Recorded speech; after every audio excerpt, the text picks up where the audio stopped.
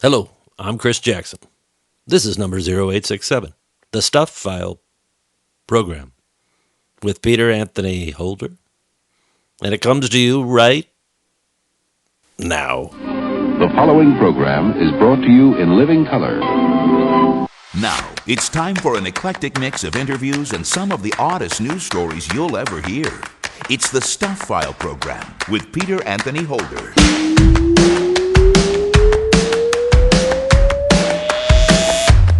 Hey there, hi there, ho there! Peter Anthony Holder here with you, and yes, this is indeed another edition of the Stuff File program, number 0867.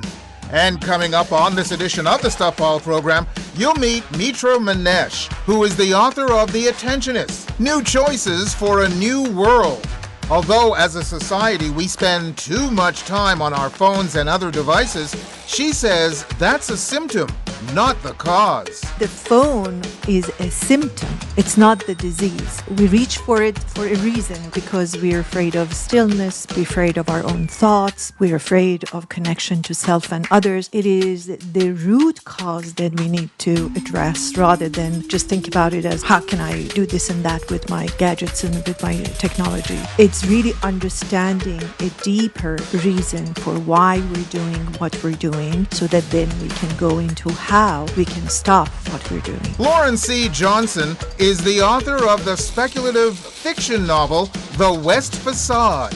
It's the story of a statue that comes to life. She was bored just watching other people have their experiences. And what is the point of sentience if you can't experience things? You know, she had been on the cathedral wall for 100 years and was very bored. And there were a lot of restrictions on what she could do or couldn't do or talk to or not talk to. She decides to break those norms and climb down the wall. And eventually, through feeling feelings and letting herself feel feelings, she comes to life. Stuart Nulman is in with another edition of Book Banter. Hi, I'm Stuart Nulman, and Book Banter remembers when Montreal was Winter Carnival Central, with Robert N. Wilkins' new book about his 1885 Frosty Frolic. It's going to be a fun, chill time on the Stuff File program. And there's lots and lots of Stuff File news, Dad Joke Theater, Sir Dudley's Poetry Corner, Morning Shower Thoughts, and, of course, an Idiot of the Day.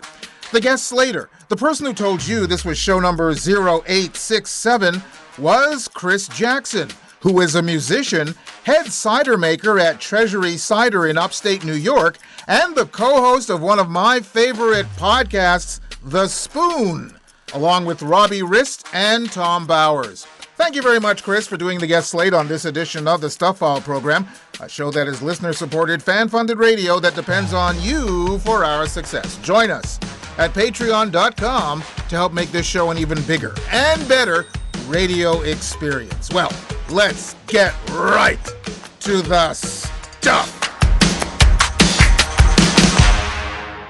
Russia will refer to women who don't want children to psychologists under new health ministry guidelines aimed at addressing the country's historic low birth rate. The recommendations, approved in February and highlighted by state media last week, require doctors to ask women about desired family size during reproductive health checks. Women expressing no interest in motherhood will receive counseling, quote, with the goal of forming a positive attitude towards having children, unquote. Really? Are they also making the men who don't want children take counseling too? I mean, it takes two to tango. Anyway, Russia's birth rate has fallen to 1.4 births per woman, well below the 2.1 needed for population stability and matching levels not seen since the late 18th century. President Putin has prioritized this demographic crisis throughout his 25-year rule. Basically, he's acting like Holly Hunter from the film Raising Arizona. You go right back up there and get me a toddler. I need a baby hide. I got more than I can handle. The situation worsened during Ukraine's invasion due to casualties and men fleeing conscription. Moscow has also tightened abortion rules and banned what they called child-free propaganda.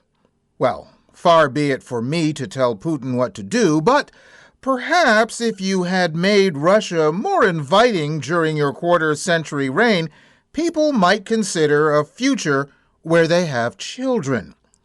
I guess this is why Russia has forcibly transferred, i.e., abducted, almost 20,000 Ukrainian children in the beginning of this heinous war.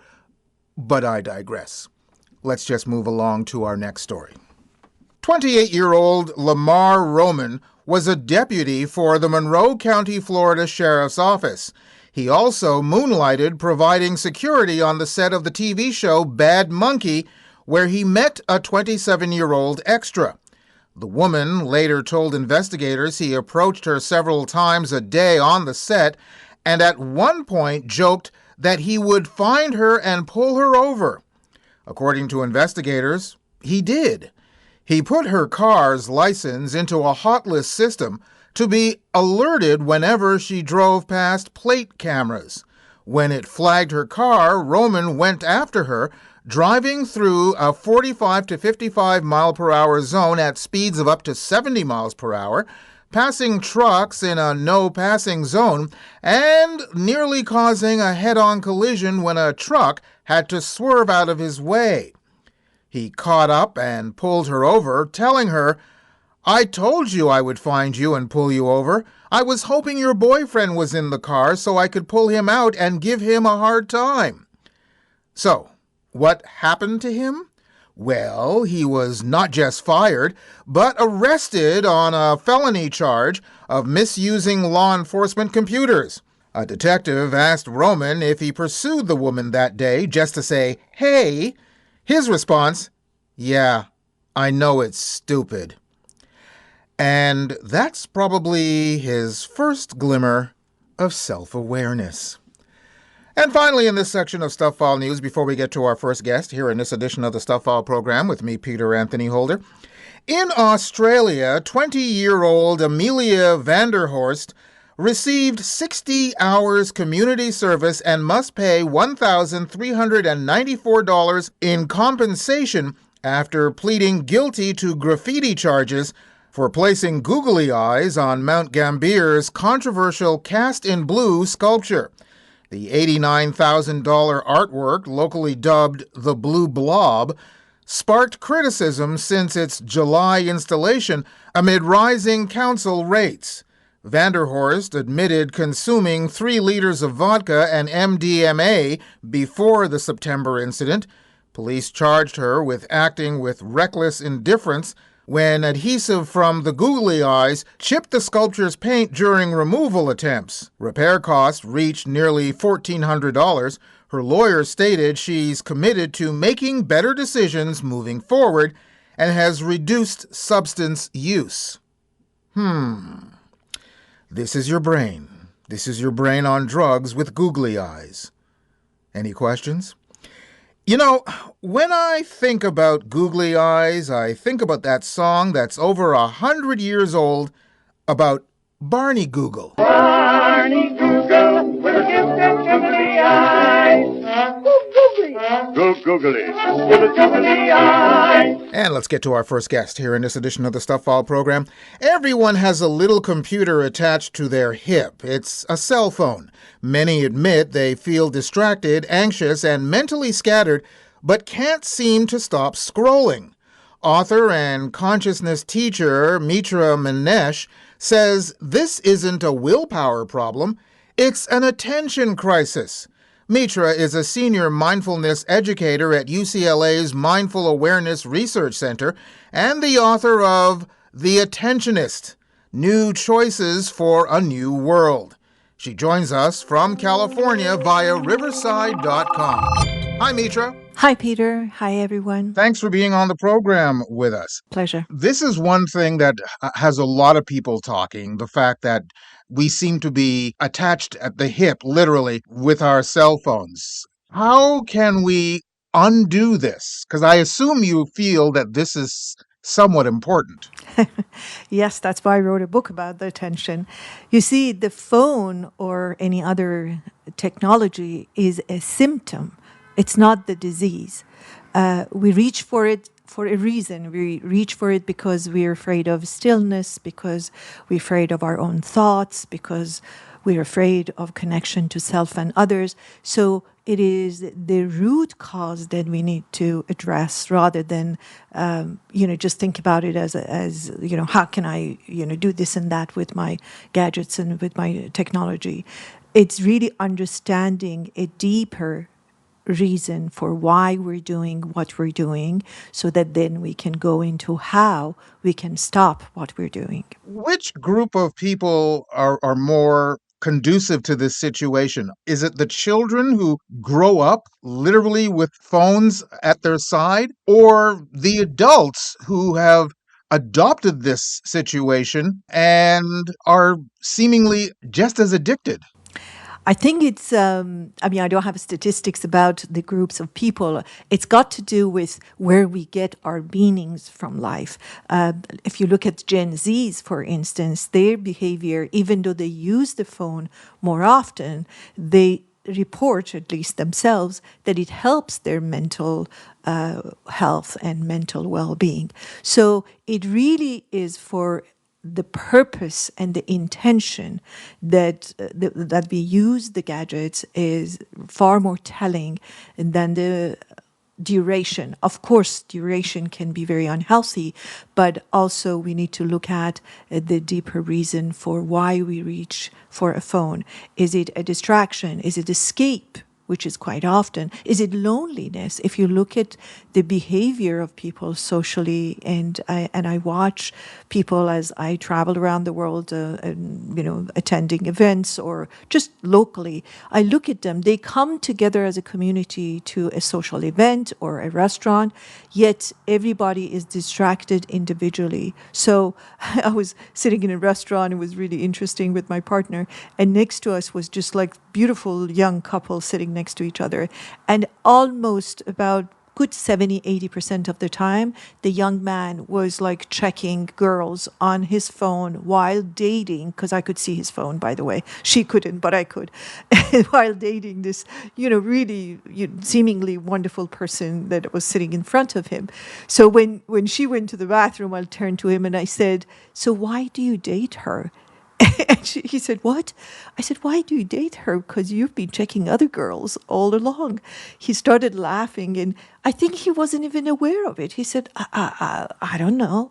And I'm just wondering, how often are we aware of what we're doing even? If you lose your wallet, you immediately notice. If you lose your phone, you look for it. But when you lose your attention, who is there to tell you that where is your attention? Well, you have the book called The Attentionist: New Choices for a New World.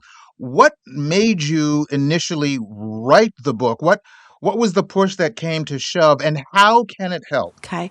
So over 4 decades, I'm aging myself, I taught consciousness on 4 continents. So I call it from bedrooms to boardrooms to classrooms. And I watched them. What is one thing I asked myself, and I have dyslexia, so I see things in pattern. I asked myself, what is one thing that if it changes and if we pay attention to it, no pun intended, we can resolve our challenges, no matter where they are and why we are experiencing them. And the one thing that came to me, it was attention. Even from mindfulness perspective, if you guard your attention, if you really are aware of your attention, many things changes in your life. Because, now we know science also proves wisdom knew for thousands of years, but now science says that where your attention goes, your energy flows and goes right there. So if that's why I chose attention. And then, of course, I made up a word, and everybody said, "That's not a word." I said, "I know, I made it up." And they said, "But you can't make up a word." I said, "All words are made up.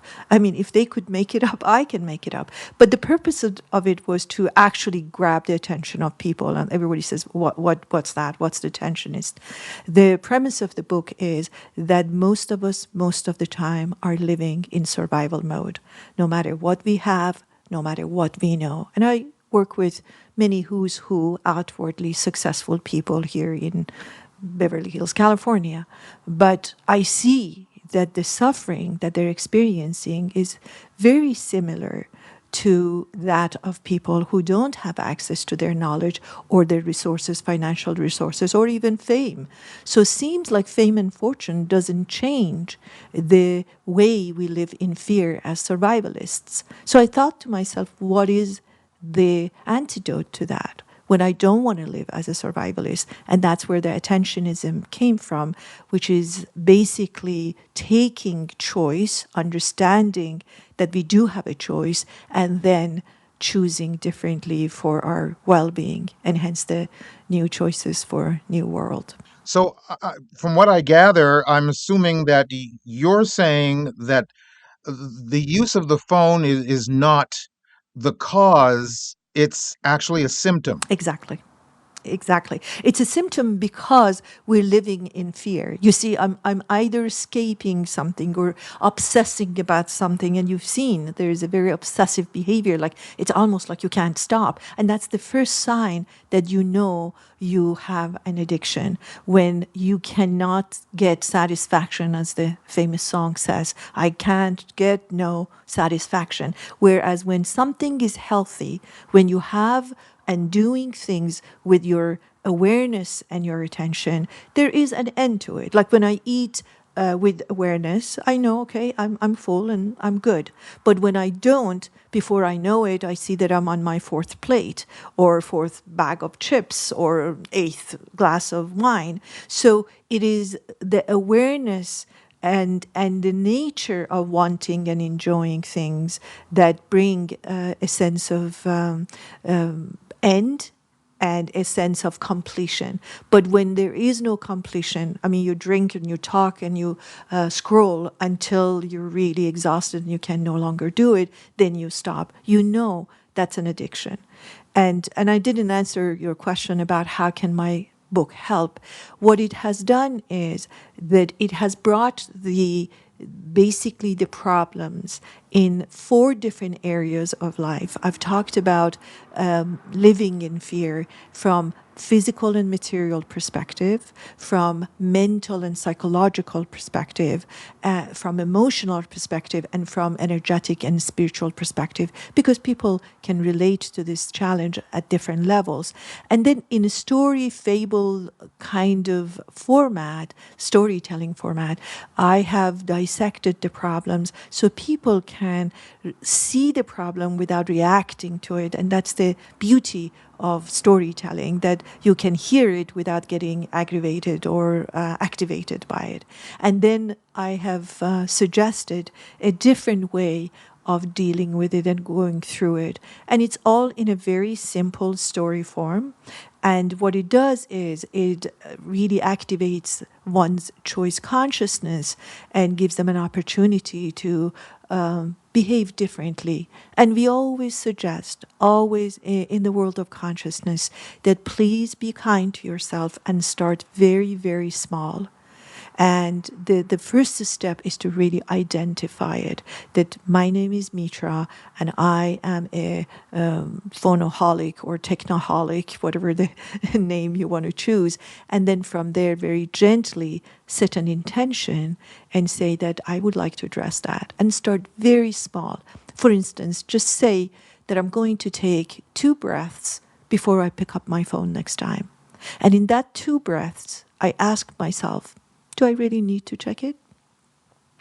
And the answer may be yes, I have to. I'm waiting for Peter's call. He's going to call and interview me. And then you say, okay, let me do it consciously. I'm going to check that, then I'm going to put it down. Even going on social media, you can go on social media, but with some kind of boundaries. I literally put an alarm when I do that, and I said by like 1:15, I'm going to stop. When the alarm goes off, I stop.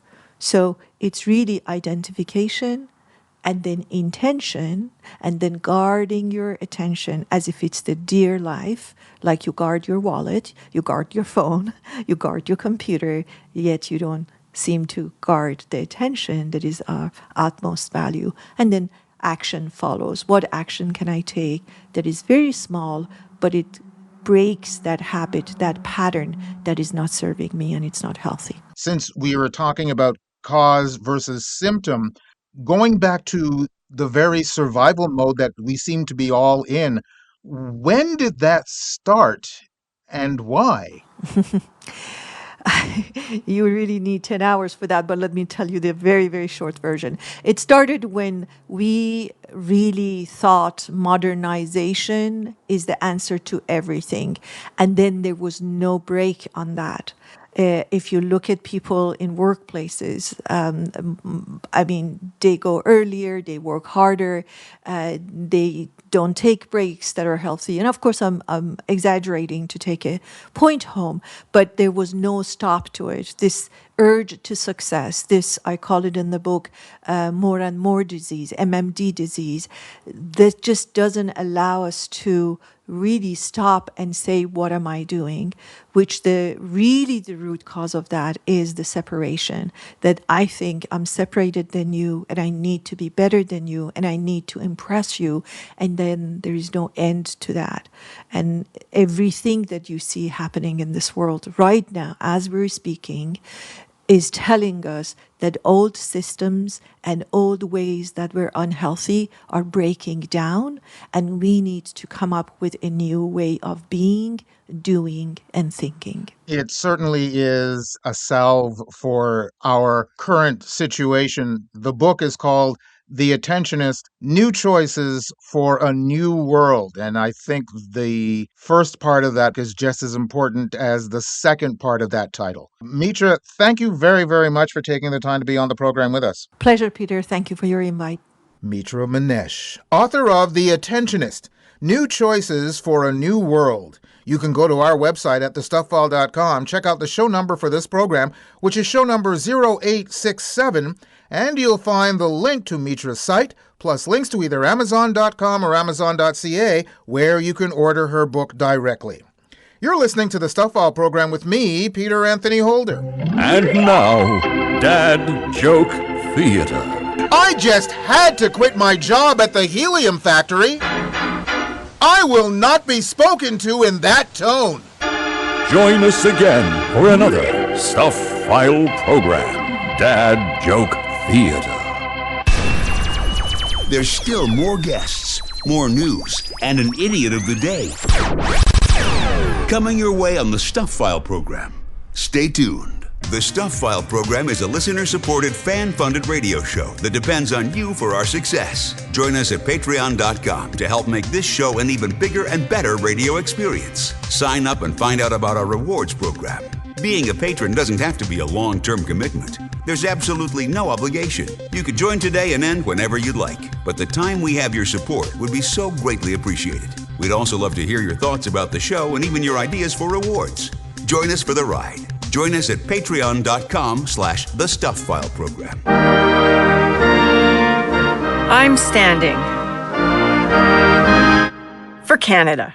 Hi, this is Haley Wickenheiser, and I'm proud to be representing my country again.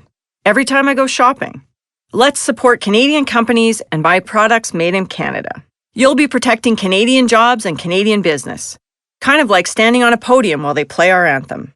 Shop as if your country depends on it, because it does. Keep your money in Canada, for Canada. You're listening to the Stuff File program with Peter Anthony Holder. In the interest of time, kindly hold your applause until the entire program is over. And still to come on the program, we'll talk to the author of The West Facade. Plus, Stuart Nulman will be along with another edition of Book Banter.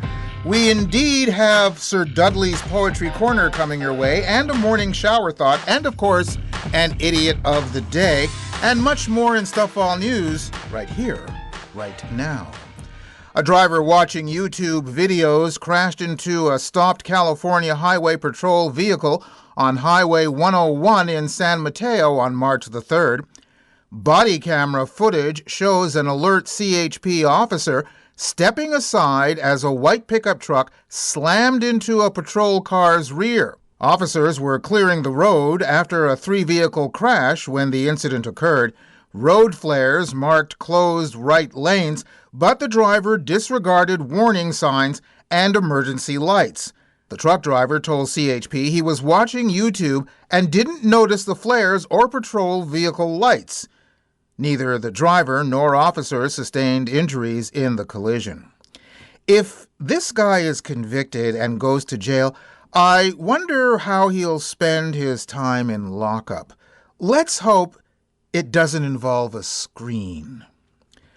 France implemented security measures after a naval officer's Strava jogging app accidentally disclosed the location of aircraft carrier Charles de Gaulle in the Mediterranean. Seriously, who knew he was in the middle of the Mediterranean? Somebody on Strava does. Every 19 seconds. So why not me? Point taken. The officer was likely exercising on the carrier or escort ship, exposing the vessel's position in real time during Middle East operations. Military spokesman Colonel Guillaume Vernet said the app usage violated current guidelines and appropriate action was taken. French soldiers receive regular briefings about connected device security risks and social media geolocation dangers. Navy restrictions on digital devices vary by threat level and command decisions. Strava, the app for active people. And everyone who wants to be found at all times. And finally, in this section of Stuff File News... Hey, where's the beer guy? It was stolen. Let me explain. In Evansville, Indiana, a man led officials on a chase on March the 27th after stealing a Bud Light truck. Anything for the clean, crisp taste of Bud Light. Officials say 41-year-old Randall Baker stole the truck around 3 p.m. from a liquor store. When confronted, Baker refused to pull over and led police on a chase. Bud Light here? You got a Bud Light? Bud Light? I'm here, Bud Light! Deputies used stop sticks to try to stop the truck, but they say that's when Baker hit a sheriff's patrol vehicle and then crashed into a field. Fresh, smooth, real Bud Light. It's all here. According to a press release, Baker also refused to get out of the truck, and deputies had to use pepper ball rounds to get him out. Baker was taken to the hospital for minor injuries from the crash. Authorities say Baker's blood alcohol content was 0.103, which is over the legal limit. Know when to say when. A reminder from Anheuser-Busch. The deputy whose car was hit was not hurt. Baker faces charges of attempted murder, auto theft, criminal recklessness with a deadly weapon, resisting law enforcement, reckless operation of a tractor-trailer, and driving while intoxicated. Okay, I know he was drunk, but even then, why would you steal a marked tractor-trailer full of beer? That's probably one of the most conspicuously hard-to-hide vehicles on the planet. Refreshingly smooth Bud Light. Always worth it. Is it really, though? For the great taste that won't fill you up and never let you down. Make it a Bud Light. And now, this. The Stuff File presents Sir Dudley Piddly Havisham Sedgwick Smythe's Poetry Corner. There was a young lady named Pager, who, as the result of a wager, consented to fart the complete oboe part of Mozart's quartet in F major. And let's get to our next guest here in this edition of the Stuff File program, shall we? Lauren C. Johnson is the author of the speculative fiction novel The West Facade. It's a novel about a cathedral statue that discovers what it means to be human, then faces an impossible choice. Lauren joins us from Florida via Riverside.com. Hi, Lauren. Hey, thank you so much for having me on the show. Thanks for being on the show. First of all, I mentioned the fact that it's speculative fiction. It's also historical fiction. So talk about the actual terminology. What is speculative fiction for those who don't know it? Traditionally, I think folks, when they're thinking about science fiction or fantasy, or they're thinking about genre, they're thinking about science fiction or fantasy. Speculative fiction, I think, is a more inclusive term because it includes those hard traditional genres.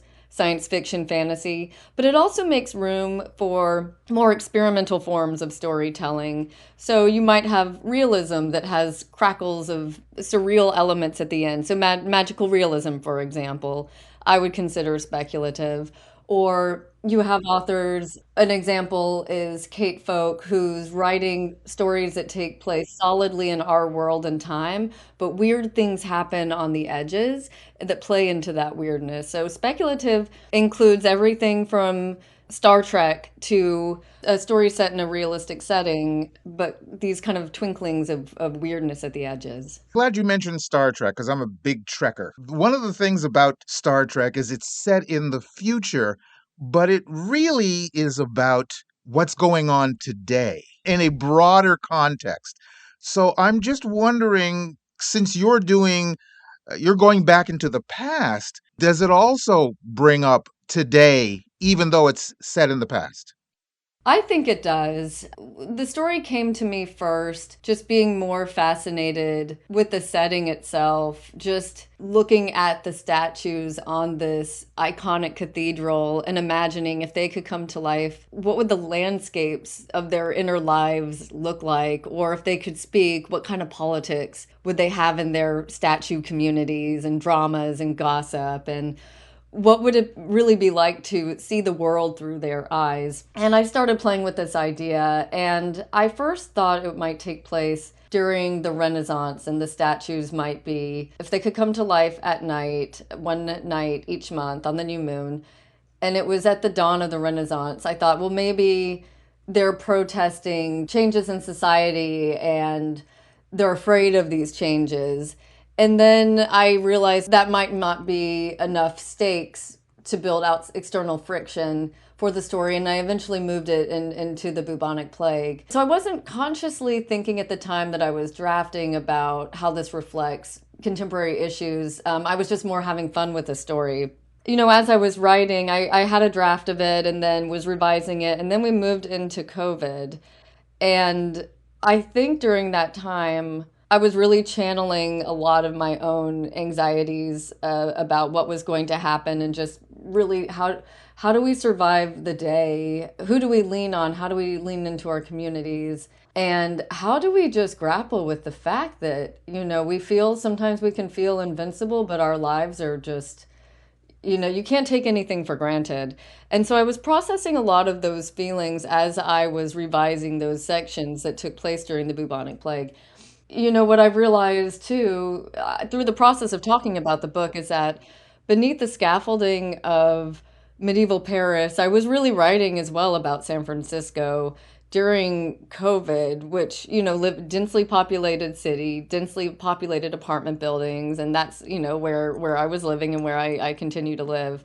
Thinking about the past or the future, it kind of provides, there's like a displacement that happens there where it gives you an outlet to sort of see what you might be experiencing through a new angle. So yeah, I appreciate that question. You also mentioned Star Trek earlier, and one of the things that I find interesting in your story is it's a statue that wants to be human, which is something that has been through the Star Trek canon time and time again. The last one being Data, for instance. It's the Pinocchio concept.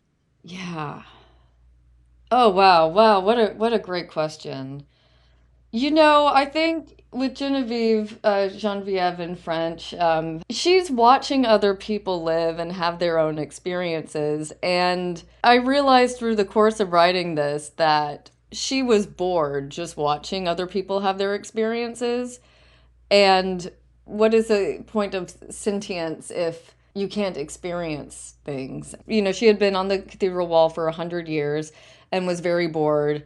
And there were a lot of restrictions on what she could do or couldn't do or talk to or not talk to. She decides to break those norms and climb down the wall.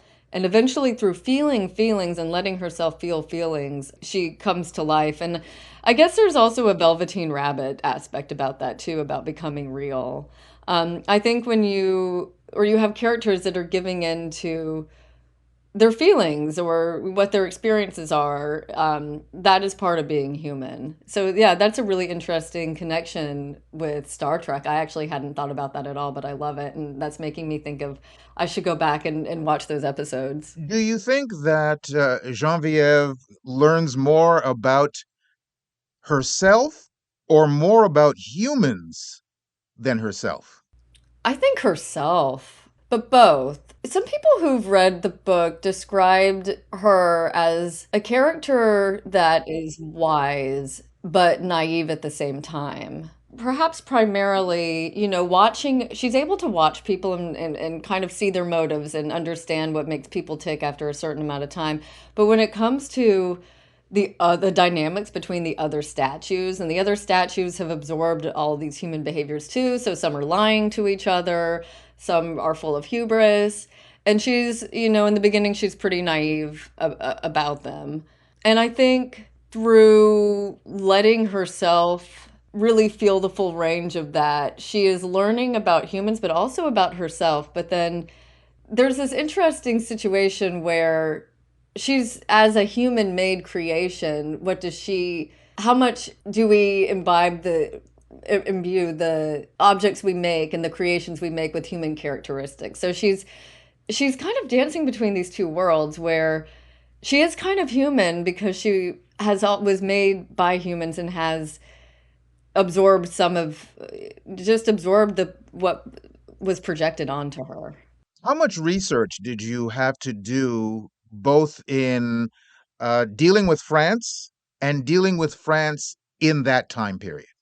A lot. I would say definitely I read a lot of just academic books that I could get my hands on in the beginning when I first realized that this was the time period I would set the story in. It was hard to find information at first, but as time went on, there's now just an amazing amount of resources online that academics, medievalists have shared online. Medievalist.net is one source. There are podcasts now. Podcasts as you know, booming, and a lot of people are willing to share just their expertise. So, it first began with whatever I could get my hands on, which were just books about the Middle Ages or about Europe and France, and then really just delving into this world of medievalist podcasts and blog articles. And there's one creator, Danielle. She's an academic and a creator, Danielle Soblowski, based in Canada, who had a course called Medievalist.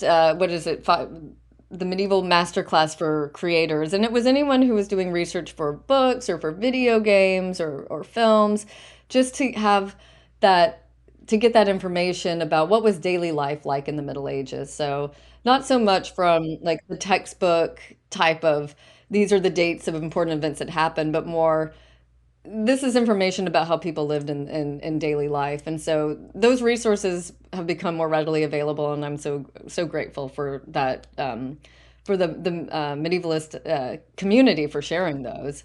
Also, at the time, Twitter was really big, and there was definitely a medieval Twitter, and people were sharing information constantly.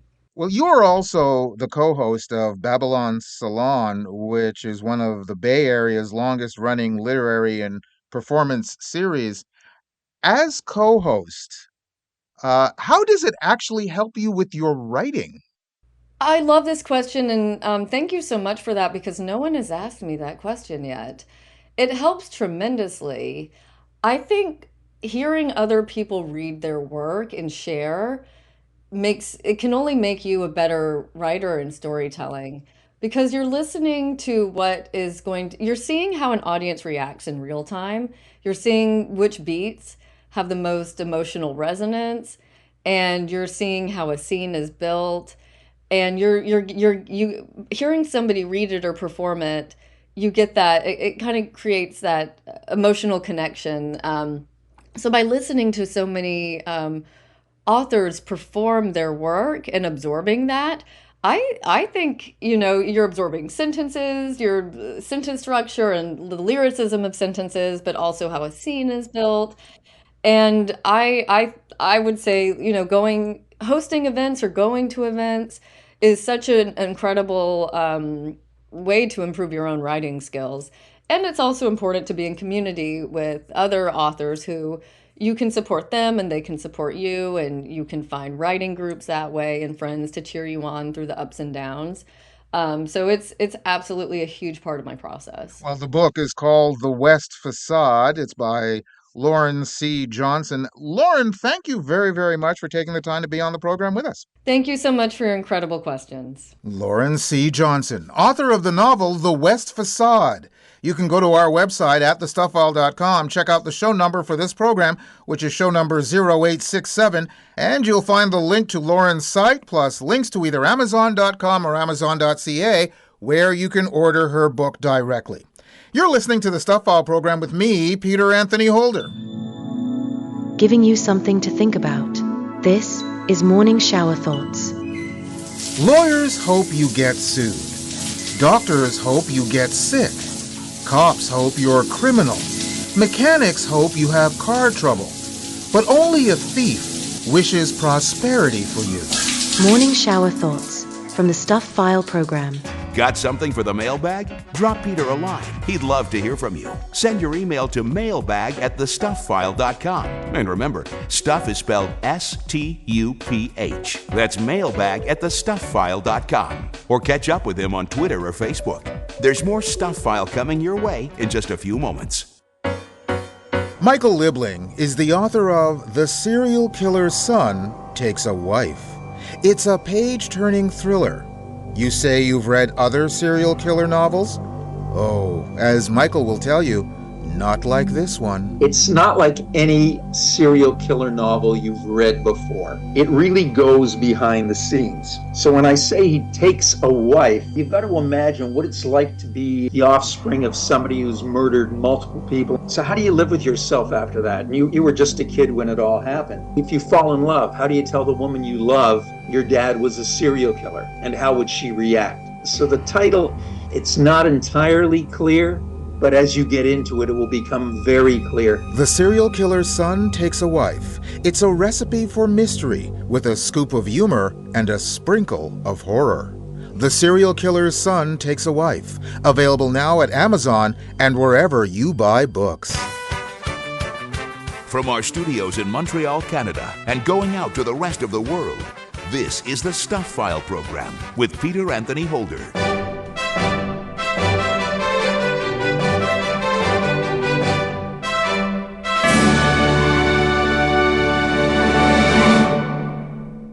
It's time to crack a spine.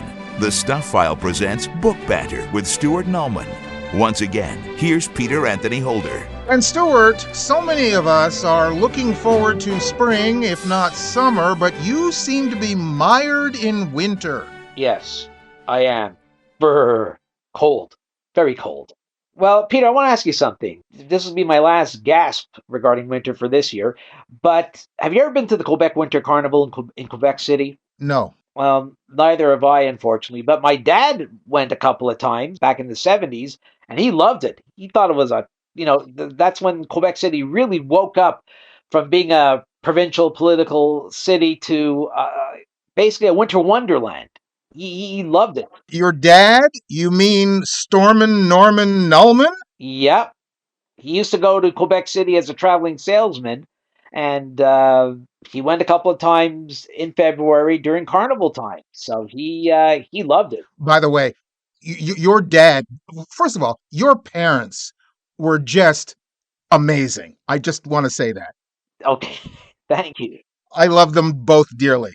But anyway, go ahead. Yeah, well, Quebec was the place to be every winter, and they have done the carnival since 1955. But before then, well, specifically 140 years ago, Montreal had that distinction. During that period, Montreal's annual winter carnivals, which were known as the Frosty Frolic, turned the largest city in Canada at the time into a winter fantasy land that was filled with artistry, pageantry, splendor, competitions, and outright fun. Montreal historian Robert N. Wilkins' latest book focuses on a typical Montreal winter carnival during those glory days, in particularly the 1885 edition. Now, that year was not a particularly good one for the city. In April, a smallpox epidemic hit Montreal with an iron fist. After 15 months, the widespread illness and the subsequent vaccination riots claimed the lives of over 3,000 Montrealers. Therefore, the Winter Carnival provided a bright spot for the city before this tragic health crisis struck its citizens. Now, Wilkins' book recaptures the festive atmosphere that enveloped Montreal during the first 2 months of 1885.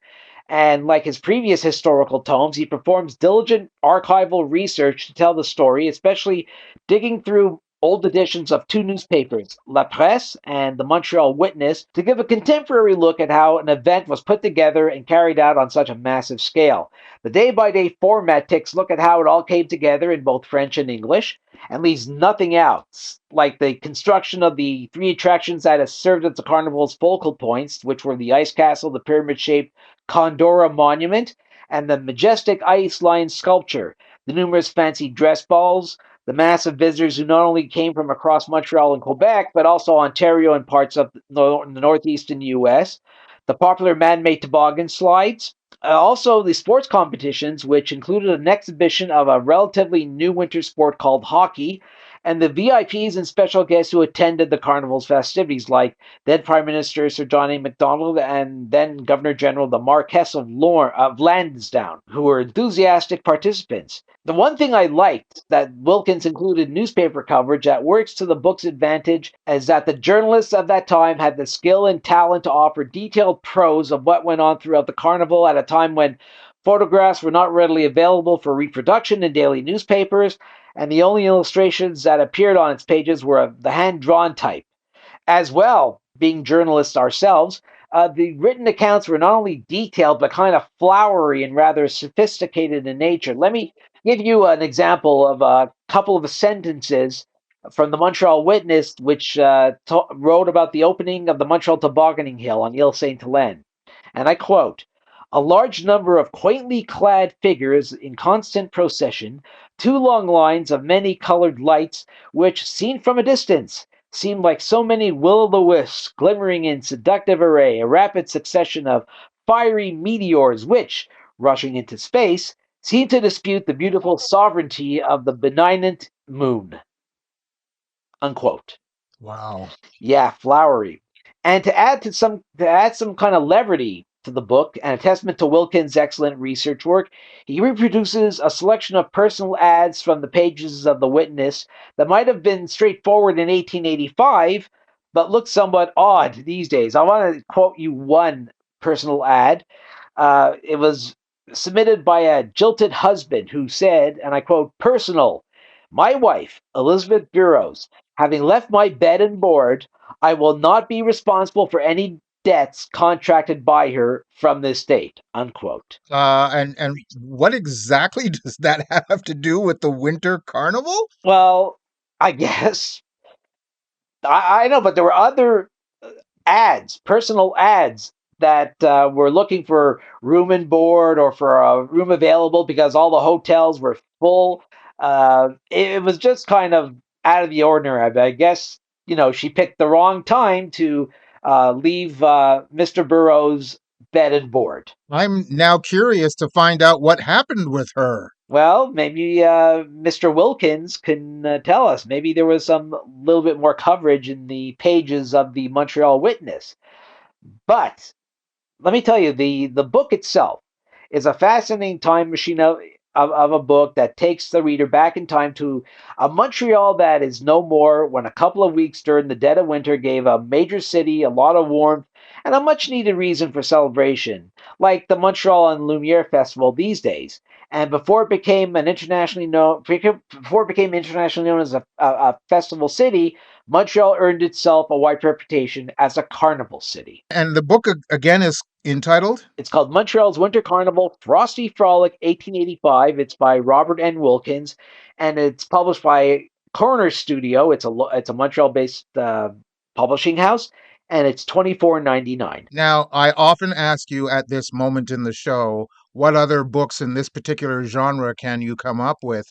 And I'm stumped now, thinking, are there any other any other books in this genre?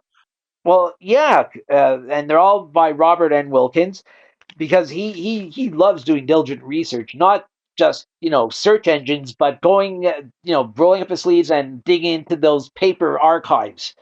And he's put together three interesting books. One is the Montreal Recorder's Court, 1906. which is sort of like a combination Perry Mason, Judge Wapner, and Night Court, because those were the type of courts that saw all kinds of cases, whether it be torts, major crimes, and how they were solved. Whether it be a fine or a short time in one of Montreal's many jails. But then this is before Bordeaux jail. And also, he did two books which looked at Montreal month by month from January to December in the years 1901 and 1909. And you'd be surprised what went on in Montreal during that, how can I say, the end of the Victorian era and the Edwardian era.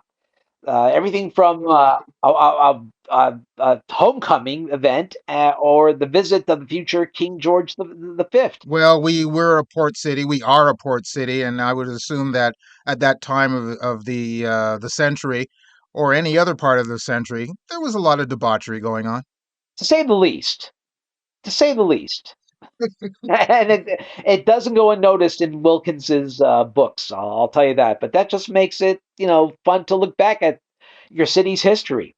And again, this week's book is called Montreal's Winter Carnival Frosty Frolic 1885 by Robert N. Wilkins. It's published by Corner Studio, and it's $24.99. And we don't have to go into a block of ice to try and find you, can we? No, because I hate the cold.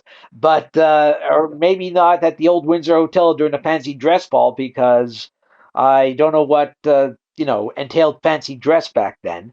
But you can find me in the pages of the Montreal Times.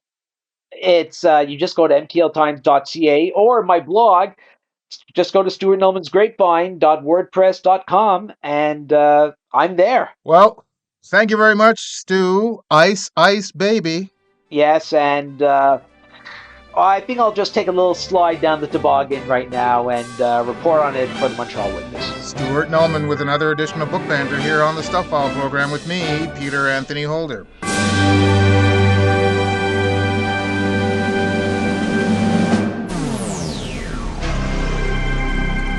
The Stuff File. And we're just about a racetrack for this edition of the Stuff File program. We do have an Idiot of the Day coming your way, but I've got one more Stuff File news story to share with you right here, right now.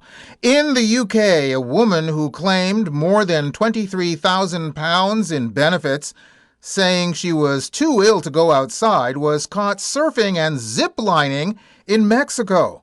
33-year-old Catherine Weiland claimed she suffered anxiety so crippling she was housebound, but the Department for Work and Pensions, or DWP, found evidence of her surfing in Cancun and visiting Thorpe Park, which is billed as the UK's most thrilling theme park, 3 times. Weiland, from Goring-by-Sea, West Sussex, claimed tens of thousands of pounds in personal independence payments, or PIP, over more than 2 years, spending the money on manicures, tanning sessions, and trips to a private dentist. On March 26, she was given a 28-week prison sentence, suspended for 18 months. When investigators confronted her with bank statements, she told them, "I didn't realize you're not allowed to leave your house." While claiming her health was so poor she could not cook or wash herself, Weiland made 76 beauty appointments, visited 60 pubs, clubs, and restaurants, and spent money in foreign currencies. After her luxury trip to Mexico, Weiland submitted a review claiming her condition had gotten worse. She pleaded guilty to failing to notify a change of circumstances and must now repay £23,662 stolen from taxpayers between 2021 and 2024. Andrew Western, a minister in the DWP, said Weiland had abused the system. He said, "This is an insult to every hard-working taxpayer and to people who genuinely depend on PIP." Weiland lied repeatedly, milked the system for every penny she could get, and then had the nerve to claim her condition was worsening while she was ziplining and surfing in Mexico. Well said.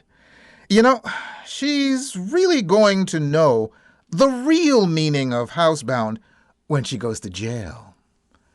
And boys and girls, it's that moment you've all been waiting for. It's time now for the Idiot of the Day. And now it's time for the strange things adults do. This Stuff File presents the Idiot of the Day. This is a very special idiot because there is audio that comes with this one. In Michigan, Kimberly Carroll appeared late to her Woodhaven Court Zoom hearing while driving, leading to a heated exchange with Judge Michael K. McNally.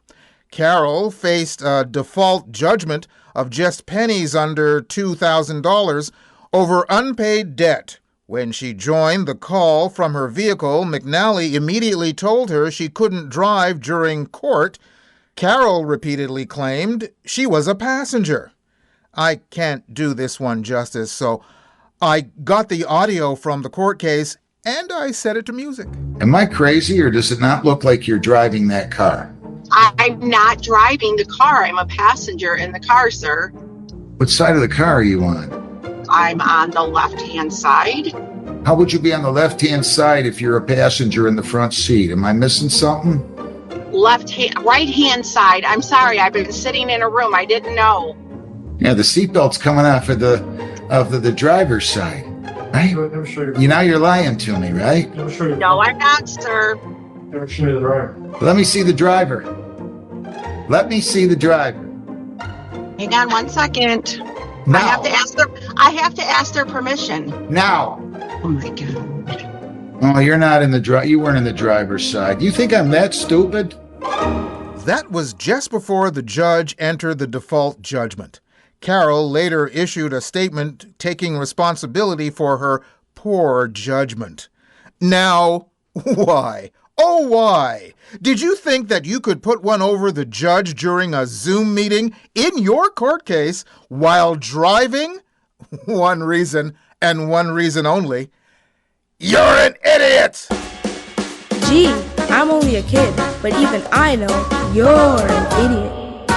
And that's it for this edition of the Stuff File program, number 0867. Hope you enjoyed it. The website is thestufffile.com. And once again, stuff is spelled S-T-U-P-H, where you'll find information and links and all of our guests by going to the weekly Stuff File page. Just look for the corresponding program number. And once again, that's 0867. Email me at peter@thestufffile.com. And you can find me on Facebook, Spoutable, Mastodon, and Blue Sky as PA Holder. Check us out on patreon.com, where you can become a patron of the program. Hope to see you back here for our next show on the air, online, or as a download. We're coming to you from everywhere, including kdxradio.com and over the air on stations like World FM New Zealand, WNRHLP-FM Newport Richey, Florida, KZCHLP-FM Eureka, California, WFNULP St. Paul, Minnesota, CKUW-FM Winnipeg, CFMU Hamilton, CKLU Sudbury, Local 107.3 FM St. John, CHSR Fredericton. Plus, streaming on any streaming service your little heart desires. That's it. Bye-bye.